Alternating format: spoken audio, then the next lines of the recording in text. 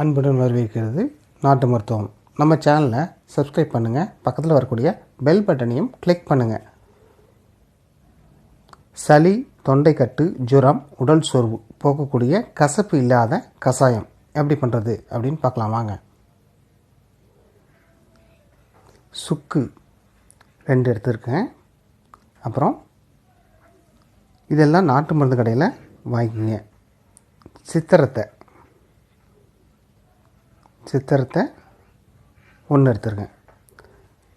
அப்புறம் அதிமதுரமும் 1 எடுத்து வச்சுருக்கேன். அப்புறம் திப்பிலி 1 ஸ்பூன் எடுத்துருக்கேன்.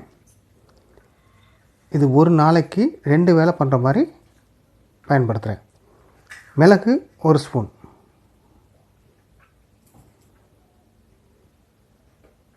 மல்லி 1 ஸ்பூன்,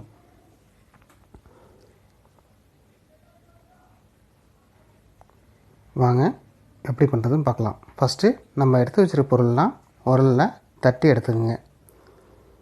ஃபஸ்ட்டு நம்ம சித்திரத்தை தட்டி பவுடராக்கி எடுத்து ஒரு பாத்திரத்தில், எந்த பாத்திரத்தில் கஷாயம் போட போகிறோமோ அதில் தட்டி எடுத்துப்போம்.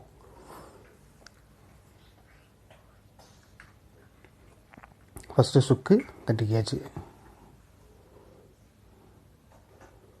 கடும் சளியை 3 நாள் குணமாக்கக்கூடிய இந்த கஷாயம் கசப்பு இல்லாதது. குழந்தைக்கும் நம்ம தரலாம். காரம்தான் இருக்கும், அதனால் சர்க்கரை யூஸ் பண்ணிக்கலாம். சித்திரத்தையும் நல்லா தட்டிங்க. சித்திரத்தை நல்லா தடிமனாக இருக்கும், அதனால் கொஞ்சம் தட்டி எடுத்துதுங்க. அப்புறம் அதிமதுரம் வெறும் ரொம்ப கடினமாக தான் இருக்கும், நல்லா தட்டி எடுத்துங்க. அப்புறம் எல்லாத்தையும் ஒரு பாத்திரத்தில் போட்டாச்சு. அப்புறம் மிளகு, திப்பிலியும் தட்டிப்போம்.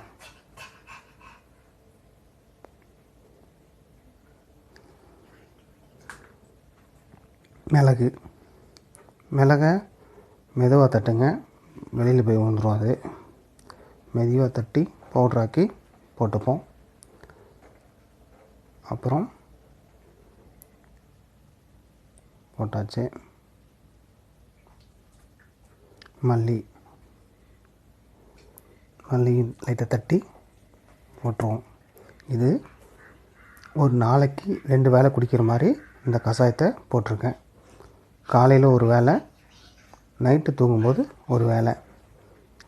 கடும் சளி, இருமல், தொண்டைக்கட்டு, இதனால் வரக்கூடிய ஜுரம், இதை போக்கக்கூடிய அருமையான கஷாயம் இது. எல்லாத்தையும் ஒரு பாத்திரத்தில் நம்ம தட்டி போட்டாச்சு. அப்புறம் தண்ணி எடுத்துக்கங்க. தண்ணி 400 ml இல்லாட்டி 450 ml யூஸ் பண்ணிவிட்டு அதில் பாதியாக சுண்ட வைப்போம். சுண்ட வச்சு எடுத்தால் கஷாயம் ரெடி ஆகிடும். இதை காலையில் ஒரு வேளை, நைட்டு ஒரு வேளை குடிக்கிற மாதிரி தான் நான் இப்போது கஷாயத்தை போடுறேன். மறுநாள் யூஸ் பண்ணாதீங்க, ஃப்ரெஷ்ஷாக டெய்லி யூஸ் பண்ணுங்கள். 3 நாள் அதை குடிச்சினாவே உங்களுக்கு இந்த சளி பிரச்சனை, தொண்டை பிரச்சனை, சளியால் வந்த தொண்டை கட்டு பிரச்சனை இதெல்லாம் குணமாகும். இப்போ அது கொதிக்க வைப்போம். கொதிக்க வச்சு பாதியாக சுண்ட வைப்போம். அதாவது 450 ml பாதியாக 200 ml சுண்ட வச்சு ஃபில்ட்ரு பண்ணுவோம்.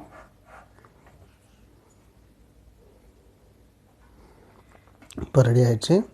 ஃபில்ட்ரு பண்ணுவோம்.